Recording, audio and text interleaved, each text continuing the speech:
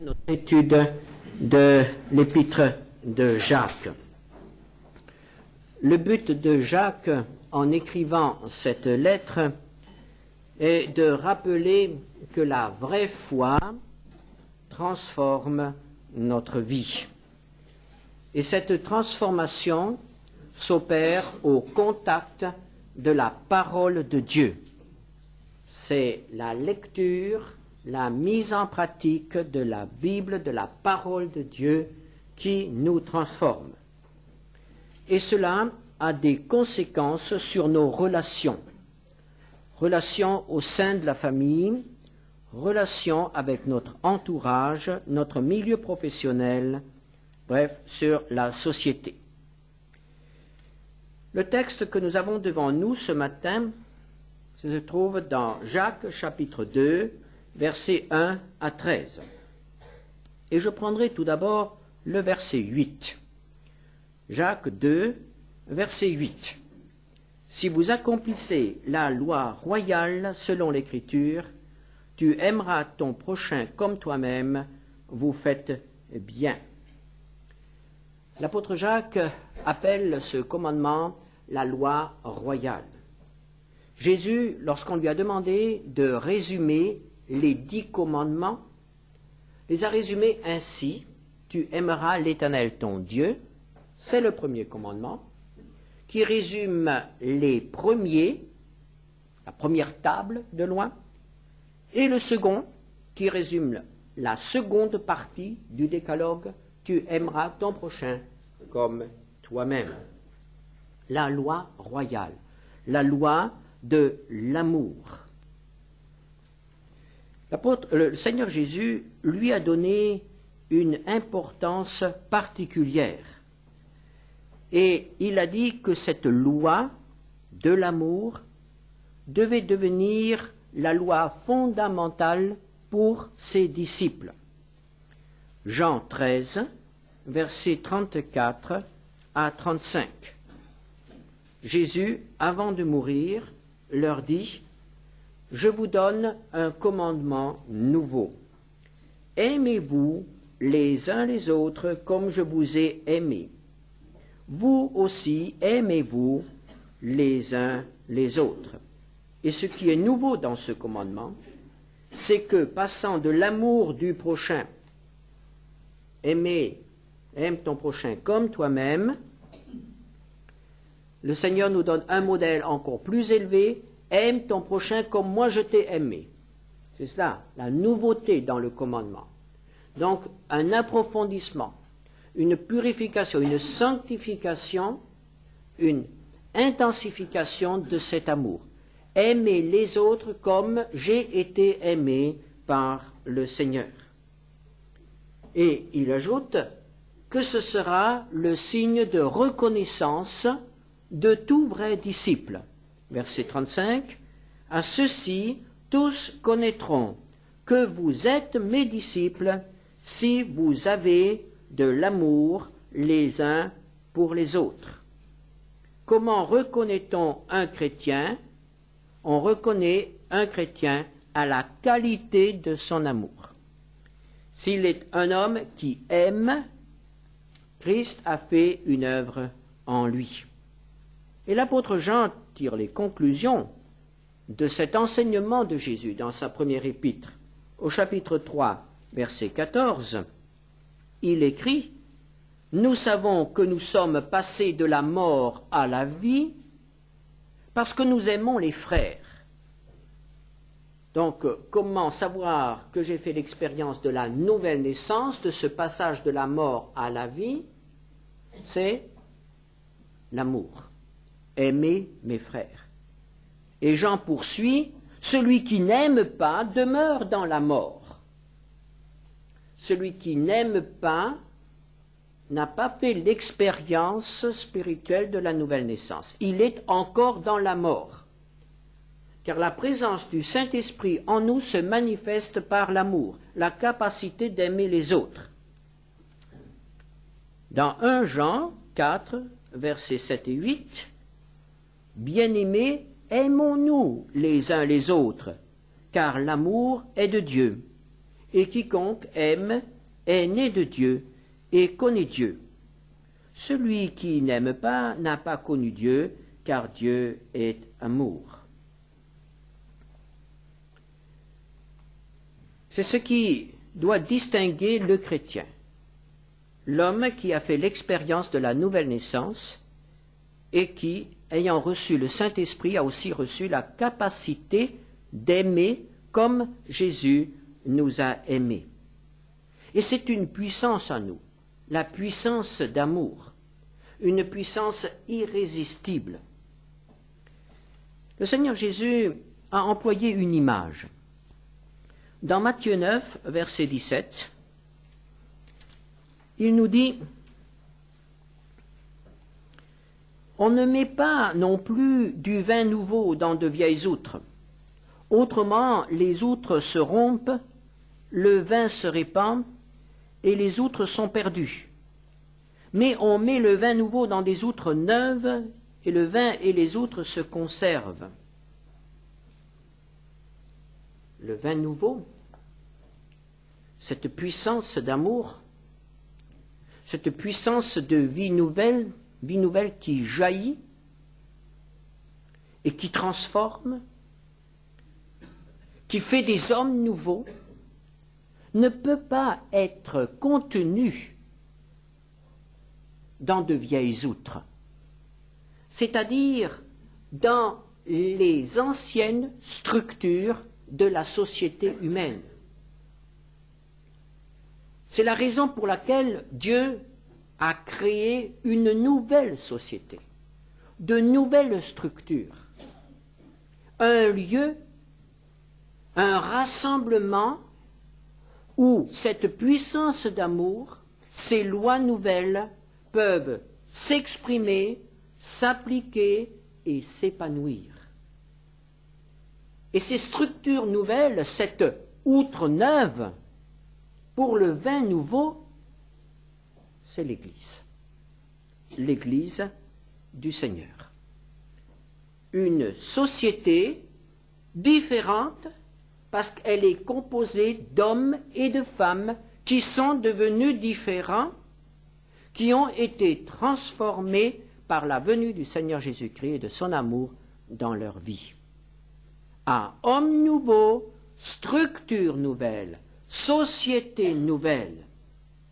Et c'est pourquoi l'Église doit être, c'est cela la pensée du Seigneur, la communauté chrétienne doit être un signe prophétique annonçant le monde nouveau, annonçant la nouvelle société qui sera celle lorsque Jésus sera vraiment le Seigneur, lorsque son règne sera vraiment manifesté sur la terre. L'Église est un signe prophétique de la nouvelle humanité gérée par de nouveaux principes, animés par de nouveaux sentiments et dont la loi fondamentale sera l'amour. Or, cette Église court de très grands dangers. Et l'un des dangers qui guettent l'Église est de reprendre, de reproduire en son sein les anciennes structures, les anciennes valeurs, les anciennes manières de faire. C'est-à-dire que l'on retrouve au sein de la communauté chrétienne, au sein de l'Église, un comportement qui est celui du monde. Quelle est la loi fondamentale de la société humaine? La loi fondamentale de la société humaine, c'est l'égocentrisme. C'est-à-dire que l'on attire tout à soi. L'homme est le centre et toutes choses sont évaluées d'après ce que l'homme peut en retirer. Ça me sert, alors c'est bon. Ça ne me sert pas, ce n'est pas bon. L'égocentrisme, ou on peut aussi employer un autre mot, l'égoïsme. tout sur moi. Voilà la loi fondamentale de l'homme, de la société humaine. Et c'est la raison pour laquelle il y a tant de conflits. Lorsque un moi trouve en face de lui un autre moi, alors c'est au moi qui est le plus fort de remporter la victoire. Nous venons de l'entendre à l'instant avec ce qui est dit concernant la radio. Et on va mettre tout en œuvre, des choses légitimes et des choses beaucoup moins légitimes, des choses qui ne sont parfois pas belles du tout, pour imposer son moi. Un moi qui devient de plus en plus gros, qui devient de plus en plus pesant, qui devient de plus en plus oppressant pour les autres. Ce sont les lois fondamentales qui régissent notre société aujourd'hui, qu'elles soient libérales ou autres. Moi et rien que moi, et de plus en plus moi. Et on retrouve cela même au sein des familles, où chaque moi s'affronte à l'autre. Alors que la loi fondamentale de l'Église, c'est aimez-vous les uns les autres. La loi fondamentale de l'Église, c'est l'autre. C'est un moi qui s'épanouit, certes, mais qui s'épanouit en présence de l'autre, en tenant compte de l'autre, en essayant d'aider l'autre. Aimez-vous comme je vous ai aimé. Et Jésus disait, il n'y a pas de plus grand amour que de donner sa vie pour les autres. Et voilà la clé. La clé de l'amour véritable, la clé de l'amour tel que Dieu veut que nous le pratiquions, c'est un amour qui est prêt à se donner pour les autres. Vieilles outres, outres neuves. Il faut des outres neuves pour le vin nouveau. Les anciennes structures de notre société ne peuvent absolument pas subsister et contenir l'Esprit de Dieu qui crée des hommes nouveaux. Il faut une société nouvelle. Et c'est la raison pour laquelle l'apôtre nous met en garde contre le danger de vouloir vivre une vie nouvelle tout en gardant des anciennes structures. Et c'est pourquoi il écrit chapitre 2 de son épître, Jacques, chapitre 2. Mes frères, que votre foi en notre glorieux Seigneur Jésus-Christ soit exempte de toute acception de personne. Supposez en effet qu'il entre dans votre assemblée un homme avec un anneau d'or et un habit magnifique, et qu'il y entre aussi un pauvre, misérablement vêtu.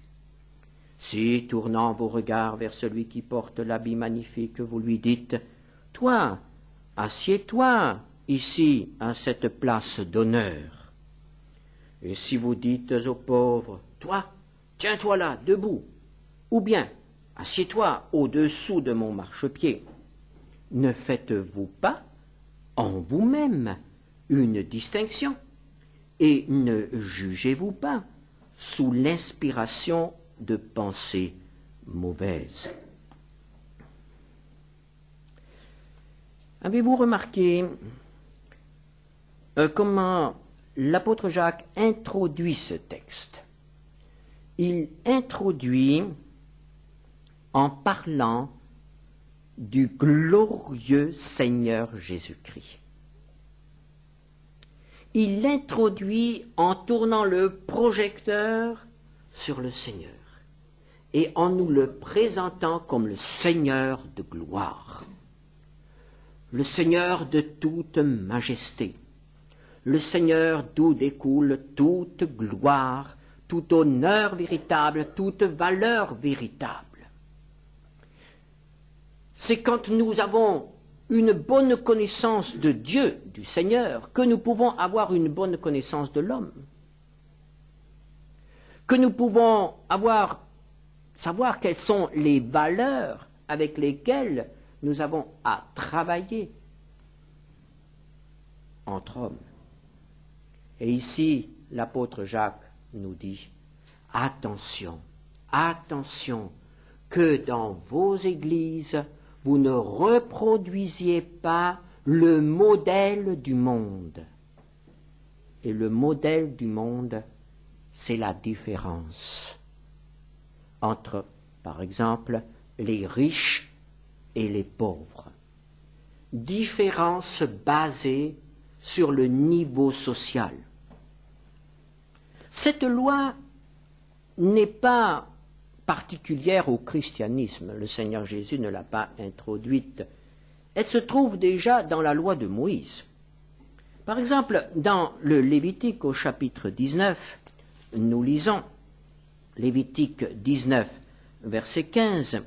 « Tu ne commettras point d'iniquité dans tes jugements, tu n'auras point égard à la personne du pauvre, et tu ne favoriseras point la personne du grand, mais tu jugeras ton prochain selon la justice. » On entend parler parfois d'une justice des classes.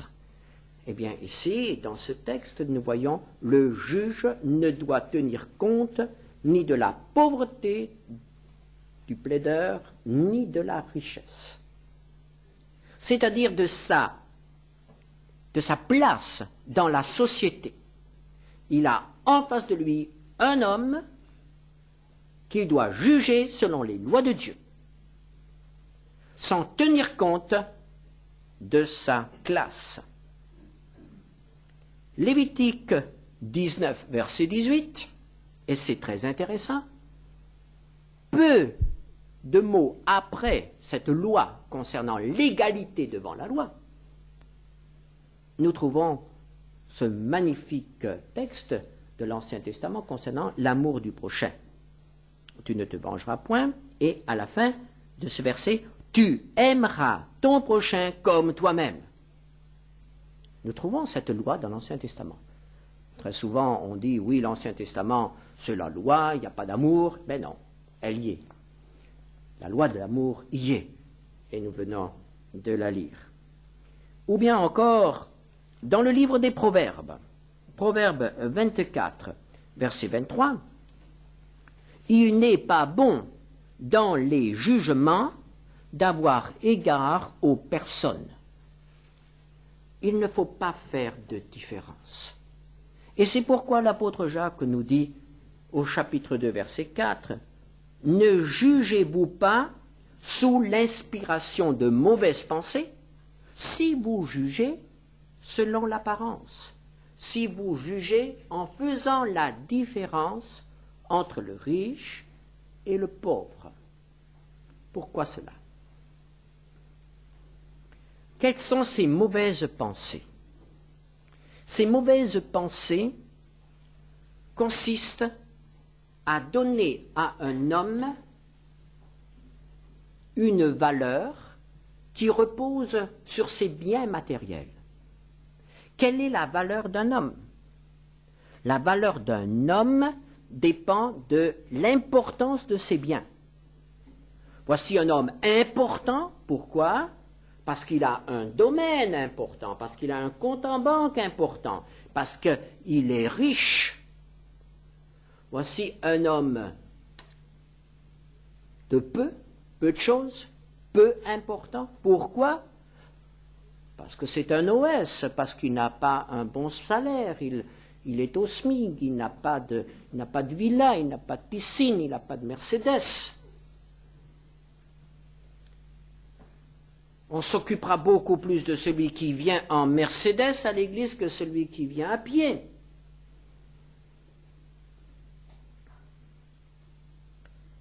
Mais alors, la valeur de cet homme, la place de cet homme, est fonction de sa richesse, de ses biens matériels. C'est quand même étrange. Alors que dans l'Évangile, nous apprenons à nous défier de ces choses. Nous apprenons que les biens matériels sont des biens injustes, sont des biens instables. La valeur aujourd'hui peut être demain absolument nulle. Je lisais encore cette semaine un article dans un magazine. On parlait des plus riches familles de France et des États-Unis qui, en l'espace de 2 ans, viennent de perdre un capital faramineux. On ne peut même pas s'imaginer ce qu'ils viennent de perdre. Alors ces gens-là valent beaucoup moins aujourd'hui. Ils valent beaucoup moins. Et s'il leur arrivait à perdre tout, ils ne vaudraient plus rien du tout. Peut-être qu'alors nous les verrions parmi nous. La valeur d'un homme calculé, basé sur ses biens matériels. Alors que la valeur d'un homme dépend de ses relations avec Dieu, de la valeur qu'il a aux yeux de Dieu. L'homme ne vaut pas selon ce qu'il possède, mais selon ce qu'il est, selon ses valeurs morales, selon sa richesse intérieure, selon sa richesse spirituelle. Et l'apôtre Jacques n'est pas du tout tendre pour les riches,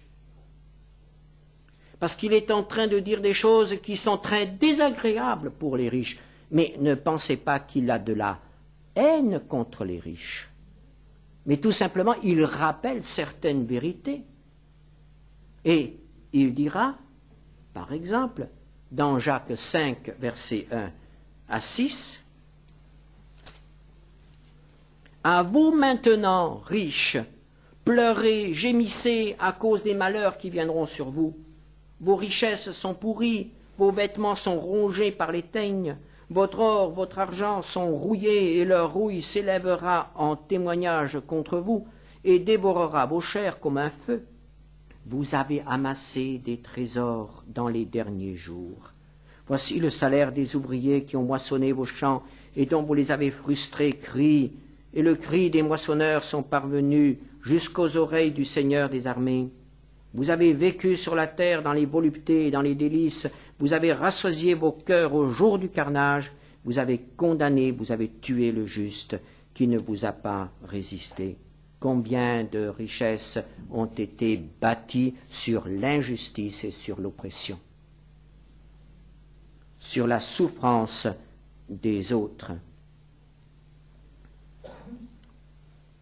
Alors, lorsque dans l'Église, on reproduit ces modèles, et cela arrive malheureusement, cela arrive que dans certaines églises, la personne qui donne l'offrande la plus importante a aussi parfois le plus à dire.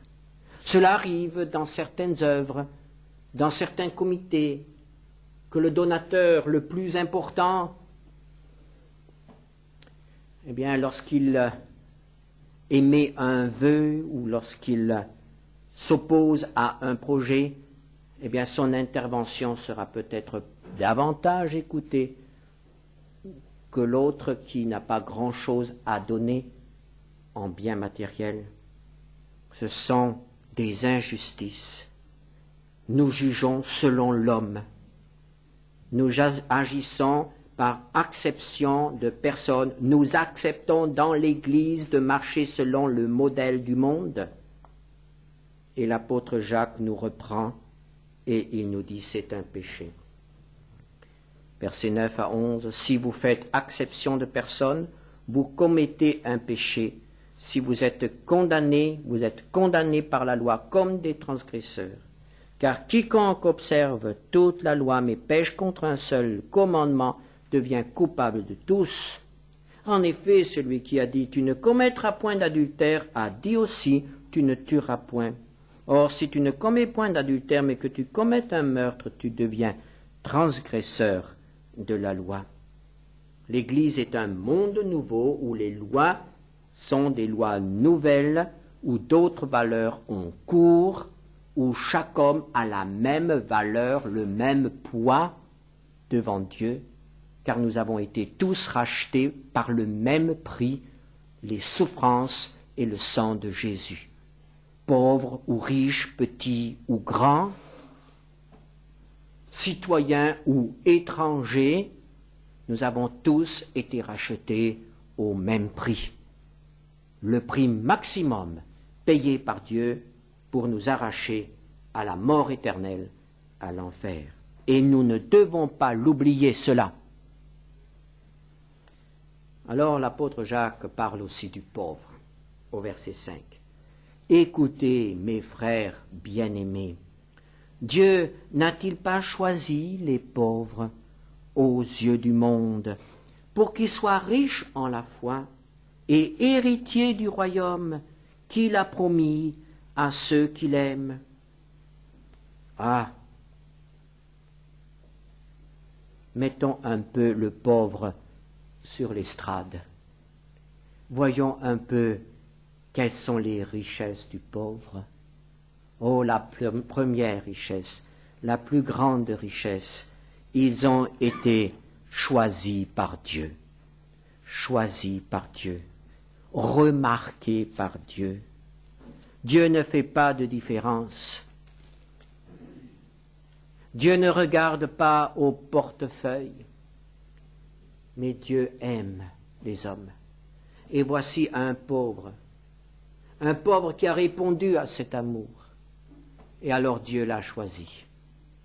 Et l'apôtre Paul dira dans 1 Corinthiens 1, versets 26 à 29, « Considérez, frères, que parmi vous qui avez été appelés, il n'y a ni beaucoup de sages selon la chair, ni beaucoup de puissants, ni beaucoup de nobles, mais Dieu a choisi les choses folles du monde pour confondre les sages. Dieu a choisi les choses faibles du monde pour confondre les fortes, et Dieu a choisi les choses viles du monde et celles qu'on méprise, celles qui ne sont point, pour réduire à néant celles qui sont, afin que nulle chair ne se glorifie devant Dieu. Ils ont été choisis. Et c'est quelque chose que l'on peut remarquer et qui a toujours existé.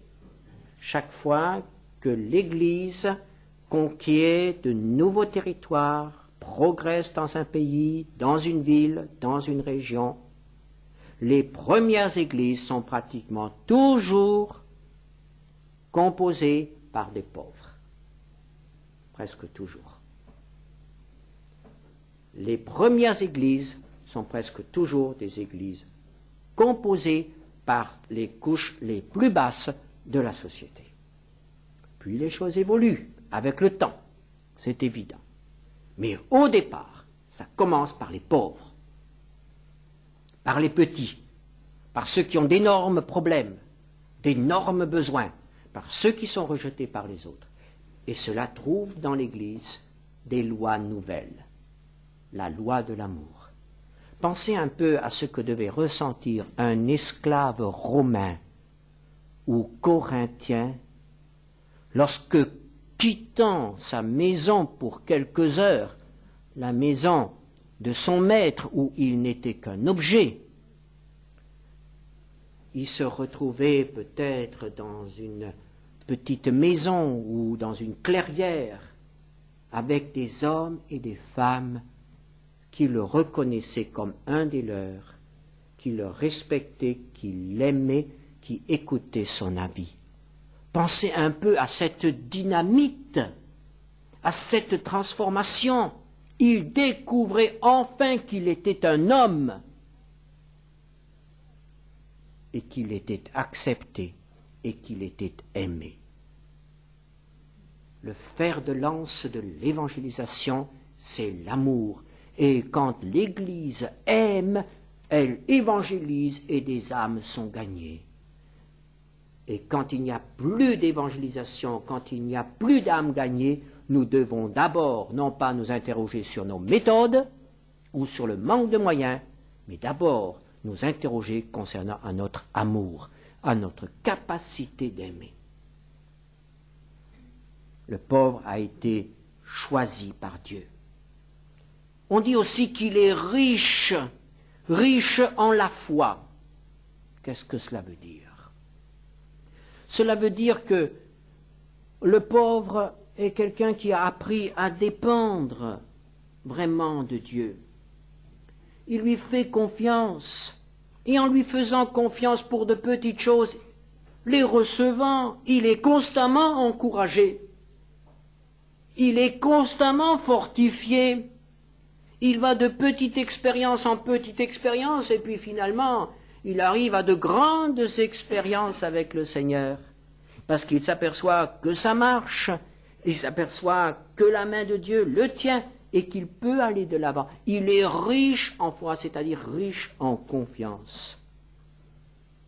Et pourquoi Jésus disait-il que les riches ont tant de difficultés à entrer dans le royaume de Dieu? Vous vous rappelez là le chameau, hein? Oui. Qu'est-ce que c'est? Le riche n'est pas un chameau, non. Mais qu'est-ce qui encombre le riche? Mais c'est que le riche n'est pas tellement dépendant. S'il a besoin d'un vêtement, il ne va pas prier. Il va signer un chèque. Le pauvre, qui a peut-être un chéquier mais dont le compte est vide, il va prier. Et il s'apercevra qu'il pourra peut-être acheter un costume moitié prix et il remerciera Dieu. Le riche n'a pas besoin de courir après les soldes,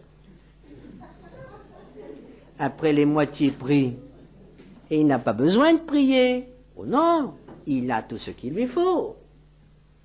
Le pauvre, il se prive d'expériences magnifiques avec le Seigneur, car qu'est-ce qui est de plus beau? C'est de vivre chaque jour le miracle de Dieu qui nous donne chaque jour ce dont nous avons besoin, jusque dans les plus petites choses. Il faut les plaindre, les riches. Et ensuite, ils deviennent héritiers du royaume. Et ils seront tellement de riches héritiers que toutes ces expériences accumulées pendant la vie, ça se transforme en richesse là-haut. Alors celui qui fait peu d'expérience dans cette vie, mais il n'y a rien là-haut, n'est-ce pas? Riche héritier en Dieu. Voilà la valeur du pauvre. Mais là, il faut quand même être un peu prudent, il faut faire attention. On entend aujourd'hui des discours qui vont dans un sens qui n'est pas biblique non plus. Par exemple, on entend que l'Église est l'Église des pauvres.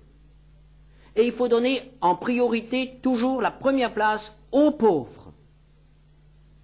Voilà. Après avoir été l'église des riches, maintenant l'église va devenir l'église des pauvres. Eh bien, croyez-moi, c'est un extrême. Ce n'est pas vrai, ce n'est pas bon, ce n'est pas biblique. Parce que l'église n'est pas l'église des riches ou des pauvres. Parce que quand on dit c'est l'église des pauvres, on rejette les riches. Être riche, ce n'est pas un péché, c'est un encombrement. Mais on peut se débarrasser de cet encombrement, c'est très facile. Et on peut donc entrer dans le royaume de Dieu, les mains vides aussi. Dieu a donné une église pour tous les hommes, sans catégorie sociale. Ne parlons pas d'église de riches, ne parlons pas d'église de pauvres, parlons d'église pour les pécheurs qui ont trouvé le salut, qui ont besoin du salut. Voilà les règles, les lois de la nouvelle société. Mais si nous introduisons dans nos communautés la différence de nouveau entre riches et pauvres, nous marchons selon le monde et Dieu ne peut pas nous approuver. Il est vraiment difficile, n'est-ce pas, de vivre dans des structures nouvelles. Et nous avons tellement envie toujours de chercher les vieilles outres pour y mettre le vin nouveau. Et pour terminer, l'apôtre Jacques conclut ce texte par les versets 12 et 13. « Parlez et agissez comme devant être jugés par une loi de liberté. Car le jugement est sans miséricorde pour qui n'a pas fait miséricorde. La miséricorde triomphe du jugement. » Priorité à la miséricorde qui est l'expression de l'amour. Relation entre nous, non pas sur le jugement, sur l'évaluation de la valeur de l'autre, mais sur la miséricorde. La foi nous fait adopter un comportement nouveau. Vivez la foi, nous dit l'apôtre Jacques. Vivez-la pleinement et alors bien des choses seront différentes aussi dans les relations avec les autres. Amen. Seigneur notre Dieu, nous te remercions pour ce merveilleux cadeau que tu nous as fait de nous introduire dans un monde nouveau avec des lois nouvelles, des structures nouvelles, un comportement nouveau. Quelle richesse, Seigneur, quel privilège de savoir que notre valeur ne dépend ni de notre travail, ni de nos biens, ni de notre intelligence, ni de nos diplômes. Notre valeur, Seigneur, notre richesse, c'est parce que tu nous as aimés. Oh, que ton nom soit béni, Seigneur. Amen.